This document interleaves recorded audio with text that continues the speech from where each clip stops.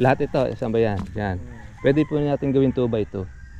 2 meters po ang distance, 2 meters din ang spacing. Yung pong yung baka po yung pinaka-makitid. Ang pinakakuha naman natin, Kasi balak nga po namin kasi yung regular, hanggang saan ba ito? balak po sana nga namin mas maano pa kasi lalagyan namin ng TP. TP. Pwede siyang 3x2.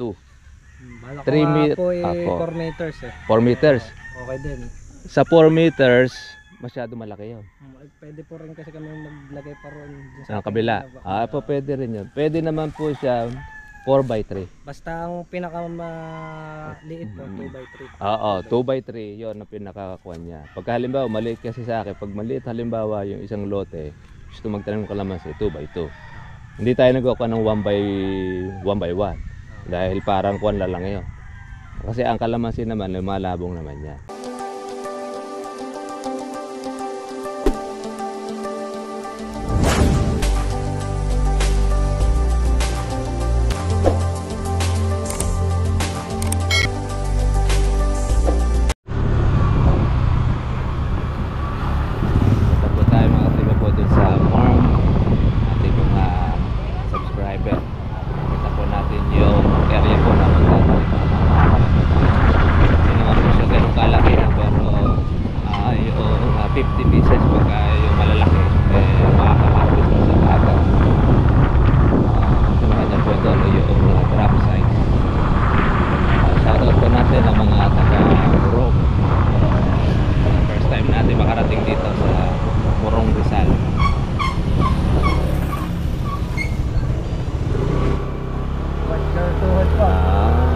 Rito hanggang single lang po pwede pumasok.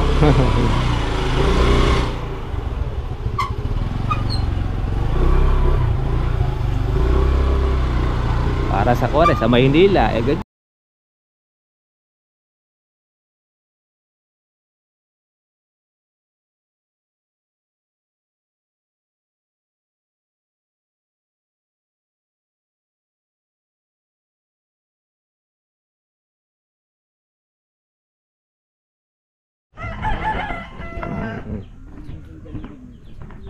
may saging ko tindulan. Matataba ang saging dito. Maganda lupa, mga virgin ang kunit sa lupa ay maitim na ganyan na lupa, buhagag maitim, maganda ang kuha niya. Kahit konti la abono ilagay mo mapasok. Budok, mayroong free flowing. Yun na mainam. Libre na kayo sa tubig. Actually yung 50 pesos napakadaling itanim niya. Dali siyang alagaan. Importante lang dyan talaga sa tag-araw, tubig. Didiligan nyo na lang na kahon-kahon or bilog para safe. Bakod-bakod na rin pala itong mga kapitbahay nyo, sukat-sukat na rin.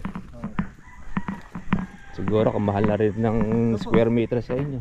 Itong area na ito.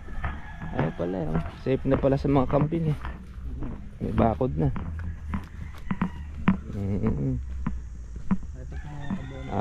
Tapos pang kamuting kahoy maganda yung lupa. Pagka kasi malalaki ang laman ng kamuting kahoy, maganda lupa niya. Ganyan. Ano po ba pinakamagandang distance ng libre po? Pwede po natin dito, kuwan. Lahat ito, isang ba yan? Yan. Pwede po natin gawin 2x2. 2 meters po ang distance, 2 meters din ang spacing. Yung baka po yung pinaka-makitid. Ang pinakakuha naman natin, kasi balak nga po namin kasi yung regular, hanggang saan ba ito? Balak po sana nga namin mas maano pa kasi lalagyan namin ng TP. TP. Pwede siyang 3x2. Balak nga po 4 meters 4 meters. Okay din. Sa 4 meters, masyado malaki yun. Pwede po rin kasi kami maglagay pa ron sa kabila. Po pwede rin yun. Pwede naman po siya 4x3. Basta ang pinakamaliit po 2x3. 2x3 yun ang pinakakuha niya. Pagka halimbawa maliit kasi sa akin, pag maliit halimbawa yung isang lote, gusto magtanim ng kalamansi, 2x2. Hindi tayo nagkukuha ng 1 by 1 dahil parang kuwan lang yun. Kasi ang kalamansi naman lumalabong naman yan. Ngayon sa 3 by 4, kapag malaki ang lupa, yun ang hinahatol natin. Kasi pag 4 by 4 naman kasi ang kalamansi, lumalabong ng gusto yon. Pag lumaki ng gusto yung kalamansi, hindi mo mapitas yung nasa loob. O kaya yung 3 by 4, yun okay lang yun. Pagka malaki yung lote. Masikip na pagka O pagka halimbawa naman sa 2 by 2, pag maliit lang ang lote, pag malaki, hindi ka magsisiksik sa 2 by 2. Ay okay yun. Dito, 3 by 4 ang gawin ninyo. Dahil meron naman kayong manok na kung saan ay para pinakalilim niya. Okay lang yan. Oo. Para at least noon, meron siyang palamigay. Oo. Yun, ang pagtatanim naman po natin kuya noon, kung ano po yung laki noong bilog na yon, pwede nyo po siyang pasobrahan. Para noon, hindi siya masyado masaktan kung ilalagay natin. Bawa, parang kunya, tawag doon, drum size eh. Luwagan nyo lang po siya ng konti. Kaya pagka halimbawa, magtatanim po kayo, isama nyo na po yung punlado sa bawat sukat na ninyo. Pag naguho kayo na, isukat nyo ng timano. Kasi baka mamaya, magtatanim kayo, maliit pa pala, natanggal nyo yung plastic. Ingatan lang natin na huwag mababasag po yung pinakakuha niya. Kasama po ba yung, yung lupa. plastic? Tatanggalin natin yung plastic doon. Opo, remind po ninyo, baka mamaya hindi nyo po tanggalin yung plastic, hindi lalaki yung kalamansi. Ganun nyo. Kaya tapos, sisinsinang yung pong pinakakuan doon, yung dugtungan, huwag nyo doon isasagad ang tanim. Kung ano yun lang yung lupa noong nakakita ninyo, pwede umangat lang ng konti. Yun, para siya. Ngayon, pwede rin kayo magpasalubong ng pataba. Ang pwede natin pasalubong dyan yung 2100 sulfate na puti. Ilalagay nyo doon sa ilalim. Siguro, kung malalaki na kasi yan, kahit mga isang kalahating dakot. Tapos, patungan nyo ng lupa. Kaya makakailangan nyo patungan ng lupa kasi baka mamaya, pag nilagay nyo rekta yung kalamansi, mainit po yung pataba, maluluto yung, maluluto yung ugat. Pag may lupa siya, umulan man, nandun na yung pataba, malulusaw na siya. Pinapanood ko nga, naka-plastic ang pataba. Bubutas-butasan na ganyan. Ay matagal yun. Kasi pagka naka-plastic yung pataba na yun, inuunti-unti mo yung halaman mo pinapataba. Pwede mo namang ilagay na irekta. Rekta na. Opo, rekta na siya. Pag halimbawa, nalagyan na po natin siya ng pataba na sa ilalim, magparaan po kayo ng mga 15 days. Doon naman ulit tayo magpapataba na po doon sa sa labas na. Siguro kulang kalahating dakot o lagpas ng kalahating dakot. Palibot. Opo, palibot siya. Kung ano po yung bilog noong pinakasupot niya, lagpas lang ng konti doon kasi nandun na yung mga ugat niya. Lumalatag na siya nun. Ngayon, kada buwan na po ang lalagay natin ng pataba. Halimbawa, mahigita kalahating dakot. Sa susunod na buwan naman, 1 dakot na yon. Ano na po yun? Complete na ang pataba. Ako lang natin yan, yung mga puti lang muna ilalagay puti natin. lang. Mga puti lang, kasi tayo di tayo nagkukuha ng complete. Ang complete kasi matagal pong kumuha yon para sa bunga at sa kakuha lang halos yan. At yun naman, di naman natin muna siya pamumungahin Pero yung existing na bunga na yun, pag pitasin nyo na. Para nun, hindi po siya yung mahirapan po yung kalamansi. Kasi pag ang kalamansi, daladala niya yung bunga niya na matagal, nahihirapan yun.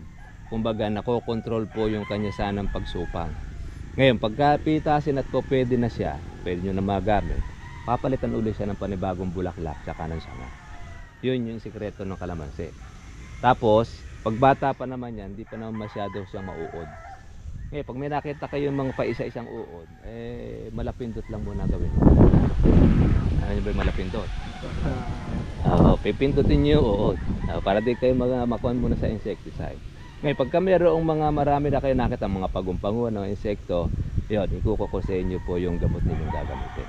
Para yun po ang gagamitin natin para pang-spray. At least ay hindi naman natin gagamitin po na matapang na gamot kasi hindi pa naman natin siya pamupungahan. Tsaka pos, pagka mayroong manok na nakahapon dyan, para makaligtas siya pag nag-spray kayo, kukuha nyo muna siya. Tatanggalin. Oo, tatanggalin para safe. Ngayon dito siguro, di naman na kayo mag-herbicide dito dahil meron kayong manok na makakain, di ba? Talagang moron sir, paggandahin muna ang halaman. Oo, palalabungin muna natin siya pagkatapos, yon. Yung sa inyo na yun, kung drum size siya, mga kalahating taon na yan, pwede nyo na pong pamungahin na yan. Actually, may mga bunga na yan. kumbaga, paparami na po ngayon ang sanga niya. Basta't nailubog sa lupa yan, automatic yun, magsusupang at magsusupang siya. Kaya hindi po siya ganun nagsusupang pa dahil nakalagay pa siya sa plastic. Kumbaga sa kuwan, sa kulungan, pag yun ay nakalaya na, ay magagawa na niya kahit gusto niya. Makakagawa na siya ng bahay, makakagawa na sarili niyang bakod. Kasi malaya na eh. Pero pag nakakulong ka, depinido lang yung kuwan mo, yung kilos mo. Kung ano lang yung laki ng kulungan mo, nandun ka lang. Kaya yun naman ang kagandahan noong halaman. Ito maganda itong area nito. Matataba yung kamoting kahoy niya. Maganda yung lupa.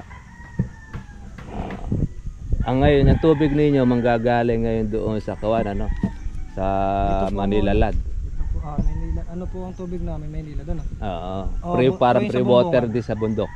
Ano ba tubig dito? Ano, yung parang hukay dito. Ay, bukal. Bukal. Ay, malalo mas maganda yun. Kasi kaya naman nun, wala galing siyang, sa dagat. oo, hindi galing siya sa chlorine. May sarili nga palang May sariling water kundi ito, district, tubig. water district. Ayo, pwede yun. Oo. Ito tali, pagka yung 50 pieces, padali lang dito yan. Sandali lang yun. Kaya naman na malalaki na. Si Mano. Bao nga, no, panahon ng siniguelas. So, ayan, maganda rin ito, siniguelas. Maganda sa katawan niya. Sa diretso. Iyo, avocado siguro yon. Hindi po. Iba. Ganito, parang tatawag nilang ano nga pala, puso-pusuan. Puso-pusuan. Pero alam nyo dito, sa maganda rin dito, kuwan rambutan. Alam ko mga kaon dito ang Laguna, kung sa rambutan May rambutan. Oo, po. Batangas. Oo, Yung mga nagtatanim dito. yung mga ganito magaganda kasi lupa, kung sa rambutan, mahal din ang rambutan, saka avocado. Ang avocado kasi, patagal din na mahal ang presyo niyan. Pagka yun na madadali niyo yung malalaki yung mga avocado na marami magbunga, ay maganda rin pagkakitaan. Tagal rin kung ano. Yun lang, matagal lang dahil kasi mga nasa 5 to 6 years. Hindi kagaya ng kalamansi, once na yan po ay naitanim, unti-unti ka na makakakuha po ng harvest. Ayan, dito yung kuha natin, ano? Ito area na yan. Pa pwede ninyong gawin niya kung pwede kayo pahalang or kuhan siya. Ang gagawin niyo pag halimbawa po, pag dilig-dilig naman po kayo, ikahon niyo po siya. Pwede yung kwadrado o pwede rin pabilog. Pagka sa Tag-Araw, pero ngayon okay na dahil nag-uulan. Sa Tag-Araw parang pag-prepare ninyo, pupunuin nyo ngayon yung parang kanal na alam nyo po yung planggana style. Pahukay na ganon. Yun ngayon ang pupunuin ninyo pagka kayo magdidilig. Para at least mabusog po yung kalamansi sa Tag-Araw. Pag nabusog naman sa dilig ninyo, siguro every 3 days or 4 days, uulitin nyo ulit siya. Tapos, pag halimbawa naman, gusto nyo namang maggulay, pwede kayong maggulay doon sa pagitan. Kaya lang, meron kayong manok Kaya, concentrate lang muna ang kuha ninyo sa kalamansi. Dahil meron na kayong manok na tutukay naman ng manok yung gulay ninyo. Ayos yun. Apo. Sa damo naman, makakain na ng manok yun. Pag mahaba, gapasin nyo na lang. Para hindi na mag-herbicide. Paganyan lang po. Balas-bas lang ang kuha niya, pwede na yan. Total naman po ang lupa ninyo, buhagag naman siya. Kasi yung iba pagka ginagamas tumitigas yung lupa, ito okay naman Maganda yung lupa ninyo. Hindi siya yung lupang pila. Hindi po malagkit ito. Okay siya, buhagag. Kaya malalaki yung kuha. Yung laman ng kamote. Ayan, ganda ng lupa. Kaya kahit anong gulay tanim nyo rito, kuha siya. Ayos Yun lang naman po ang medyo kuha natin doon sa kalamansi. Pagka merong insekto, i-spray lang natin siya. Pagka wala naman, di man natin siya i-spray. Ngayon, yung pagpuproning na sinasabi nila na puputulin, hayaan nyo lang. Yung pong bunga kasi nun, yung po ang magpuproning sa sarili niya. Pag may bunga kalamansi, sabihin nun, hindi siya tatayog na matangkad. Mananatili siya munang ganun siya. Tapos pag napitas na yung bunga nun, doon siya ngayon maglalabas ng bulaklak. Tapos may kasama na siya ngayon dahon. Yun ngayon ang magpapasanga doon sa kalamansi. Mapapansin ninyo, pag ang kalamansi 2 taon hindi nagbubunga, saan ninyo matatangkad na yon. Pero pag ang kalamansi bata pa lang nagbubunga na, ayun yung nasabi natin pandak na lumalabo, na maraming bunga. Yun yung ng magandang kalamansi. Kaysa doon sa matayog ka nga, malaking puno mo, wala ka namang mapitas. Parang kumbaga healthy. Oo, healthy. Tapos kahit bata, makakapitas. Minsan nasa ilalim pa yung bunga nun Dahil doon sa marami siya nagiging sanga. Ang nagpapasanga kasi sa kalamansi, bunga. Hindi yung mismong pataba. Ang pataba, pagdadahunin lang yan eh. Pero ang pataba din, pagka yan ay maganda rin, naglalabas din siya ng bulaklak. Yun. Depende rin yun doon sa pataba natin magamit. Kaya naman yung puti ang ating ginagamit kasi malakas pang magpasangayan tsaka magpabulaklak. Yun namang tinatawag ninyo na triple 14, yan naman, ang ginagawa naman doon para naman doon sa bunga yun.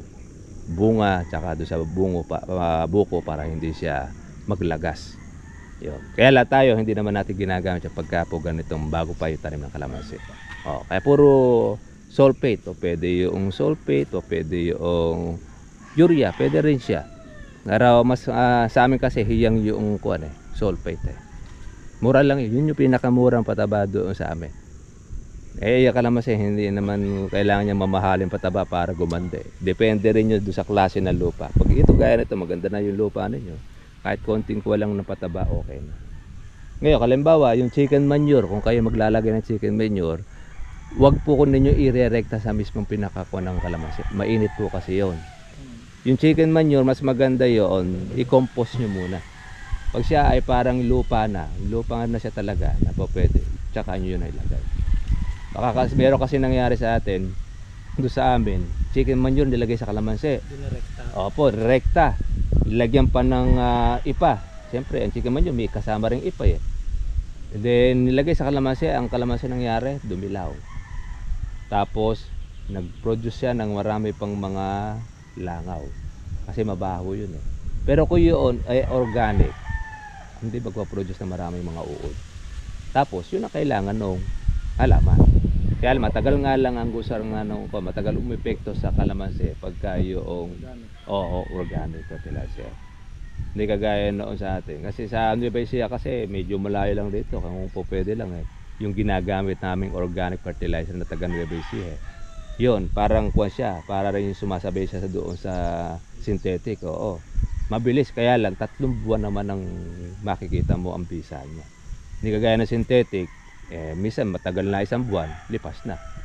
Ganun yan. Pero kung kasi dito medyo malayo kayo, tsaka konti lang naman ng pataba na kailangan nyo rito, okay na yung lupa, okay na po yung kung natin yung design. Natututukan naman.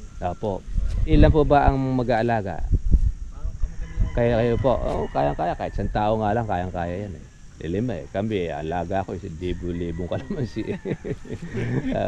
Hektarya ang nahawak-hawak natin. Kaya dito, baka mabitin pa nga kamo kayo dyan eh. Pero kayo naman no, meron na kayong mga mapipitas na.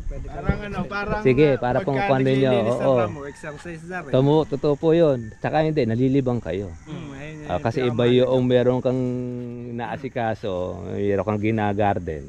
At least no, kahit nag-aaral ka noong araw, naalala mo nung pagkabata mo nag-garden ka. Malaking kuwan yan, laking tulong yun sa katawan natin. Yung papawisan. Lalo dito sa inyo, alam ko, dito medyo mainit din ang panahon, ano? Pagka tag-init. Tag-init. Yan ang gusto rin ng kalamansi. Yung mainit. Kaya nga sa mainit na panahon, yan dyan siya bulaklak ng bulaklak. Kaya yun ang mga magkakalamansi, alaga naman sila ng alaga. Dahil sa tag-araw, tag-init, doon naman mahal ang kalamansi. Sa tagulan naman kasi, bagamat maraming bunga kalamansi, kaya lang, mababa naman ang presyo. Marami. Opo, kaya naman pagkatagulan, wala ka ng maraming gastos, hindi ka na magpapatubig, hindi ka na rin mag-i-spray. Yung bunga niya, neto mo na yun. At least kahit pa paano, kumikita ka, may bonus ka. Hindi ka gaya noong tama nga, nandiyan puno, gaya ng mangga, halimbawa mangga. 1 taon mong hinintay, namulaklak, naulan, nasira. Maghihintay ko na another taon. Hindi ka gaya sa kalamansi. Tinanim mo siya ngayon, 1 taon, pwede mo na pag-anihan. Tapos dire-diretso na siya. Yun ang kagandahan ng kalamansi, continuous. Matatamaan mo yung... Pwede mo siyang i-calendar. Halimbawa, gusto mong magpaani ka ng April, December pa lang, magpataba ka na, lalabas ang bulaklak. Alagaan mo na yun. Ang ani nun, April.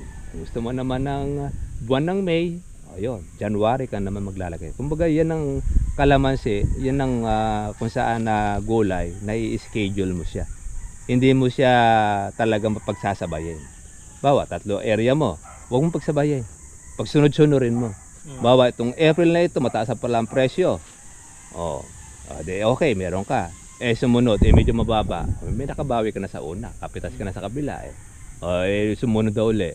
Tapos, yung pinagpitasan nito, lalabas ulit ng panibagong bulaklak. Kaya continuous ang pagiging kwan. Kumbaga sa kwan, monthly, pwede kang humarvest sa kalamansi. Yun. Okay. Ito yung area na tataniman, ano? Maganda naman siya. Aalisin muna natin ito. Opo. Kailangan ikukuha nyo muna siya, i-clear. Opo. Kahit hindi nyo na siguro paararo yan. Malambot na may lupa eh. Na lagi ko po kasing binubungkal. O yun, basta't lagi nabubungkal siya, okay lang. Kasi kamisan, pagka pumatigas ang lupa, pinapaararo natin para makultivate yung lupa. Eh ito, lagi naman palang nakukultivate. Lagi Oo, pantayin nyo na lang siya para at least po pagka maghuhukay, okay siya. Madali lang yan, ikuha lang ang hukay niya, kahit pala-pala lang eh. Hindi naman siya, iba ginagamit pa ng kuwan eh, bareta. Ito, di mo nababaretahan ito eh, dahil malambot yung lupa eh. Pala lang ang kuwan niya. Buta niya siya. Hanggang dito yan, ano. Anong puno yan? Alin? Ito mataas na yan. Ito po ba? Ah, Ano daw to, Roulette? Ano daw to? taas ano. Bulacan. Oh, maganda rin lilim yun. Bakya. Anong araw? Yan ako talaga ng bakya. Hanggang dito. Malaki naman pala eh. Nasa 1,000 square meter siguro to. Parang sakto po. Oo nga. Pwede na nga yun. Ano po? Yung parang po sa nila. Doon sa kabila rin. Ito, ganda na lupa. Ilihis nyo na lang pagka may kukuha sa tudling ng bato, ilihis nyo na lang yung tanim. Kasi hindi makakapagkuhan yung kalamansi pagka mayroong bato. Maganda siya, malaya siya, makapag-uuga. Ito yung mga manok ninyo. Ayos pala. Paramihin, ano. Talisae. Maganda dyan. Para ba malalaman ng pang derby dyan? Depende sa kuwan yan, para sa size niya. Mga Texas, ano. Puti. Maganda rin yan, nakuha ng manok. Kaya lang nung pandemic, naapektuhan kayo ng pandemic. Mas lumakas po. Mas lumakas. Hindi, ano po. Medyo online tumumal. Po, online po kasi diba? Oo. Puro ni on demand. Ayo, kaya kuwan siya. Inam yung kuwan ng manok. Yung po libangan namin dito. Kaya maganda nga yan. At least nga pag ako meron siyang isang kalamansi na masisiluka. Pwede. Ano rito, kalamansi. Every kalamansi. Tapos lalagyan ng kuha niya. Tagapagdamo naman siya nung kuha. Ayos nga. Okay nga yan kasi sa kambing. Yung kambing, baka mamaya kainin ng kambing yung kalamansi. Totoo yun. Dahil kasi ang kambing gusto yung kalamansi. Alam ko naman yung kamla ng Carabao. Yung Carabao grass. Yan. Pwede yun. Basta tititrim lang siya. At maagad, huwag lang siyang pahabain mo na siya ng gusto. Basta kiwal lang, gusto yun. Ay naman kasi naman noon, hindi siya masyado matutuyo ang lupa kahit na tag-araw. Dahil meron siyang cover na damo. Huwag lang matatabunan yung kalamansi. Okay, maganda itong lupa. Tapos yung palibot ninyo, ito, itrim nyo itong kuhan. Kasi nakakakain ng sustansya ito ng kalamansi, yung kawayan. Huwag nyo siyang isasagad doon ng tanim. Di baling kahit dyan na kayo gumawa ng daan sa kawayan. Opo, kasi yung lilim niya, hindi mo siya masyado makakapag-absorb eh. Kaya dito, pwede na kayo. Mula doon sa may bato na yan, pwede na yan. Diyan. Okay na siya. Dito naman, nandito naman yung parte na mataas eh. Clear nyo lang yung mga gilid-gilid na yan. Ano po tatanggalin po namin tong pre-range na ito. Yun, pwede. Para matatanaman, saktong-sakto. Ito, medyo maganda-ganda itong area na ito. Lalo na doon, dahil nandun ang bilad na araw. Kaya mas kuha. Mapapansin naman ninyo yan pagka yung maganda kalamansi, sabihin mo, nakakakain ng araw yun. Saka mas kuhan yung lupa. Ito, maganda naman din ang lupa nito. Okay lang siya. Dito lagi ang ng araw. Dito, yan. Ayun, basta yun ang una kasi nakakain niya. Yung sunlight. Dapat ipaganto po ang taniman. Kahit naman sa kunya, kahit anong anggulo, pwede siya. Basta ang importante doon yung maaarawan. Dahil kasi minsan ang araw ko minsan na mayroong lugar na nandun siya. Ang mahirap lang yung talagang total hindi siya maaarawan, hindi siya makakakain talaga. Ito naman pagtangalay talaga. Oo, yung direct talaga nakakain niya.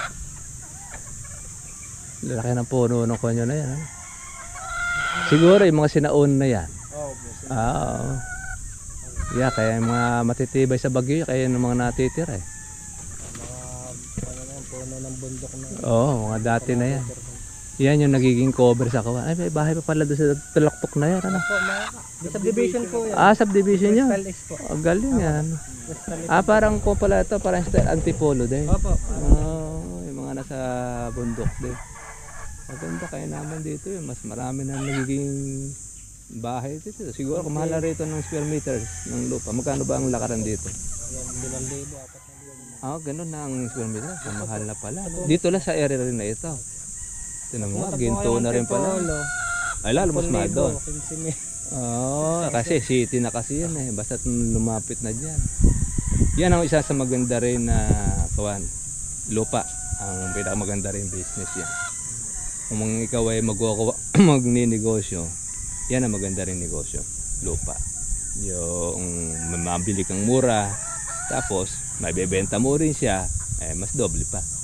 Lalo kung madadaanan pa ng kuwan dyan noong daan ni Bilyar, okay, lalo na. Yan po mga subdivision na yan. Ayan, madadaanan. Ayun, kaya Na po lahat dito. kaya kung 5,000 yan, magiging 10,000 na yun. Dahil doble na kasi ang kuwan doon. Isa yan sa magandang kuwan yan, business ng lupa. Hindi ka talo dyan dahil kahit wala kang maitanim dyan, pagdating ng panahon, tumutubo yun. Nadidevelop. Oo, nadidevelop, lalo pag nadidevelop. Parang kuwan yan, bangko yan. Huwag ka lang bibili ng lupa na walang daanan. Ay, helicopter ang kailangan mo. Pwede po, basta Oo, may... ganun siya.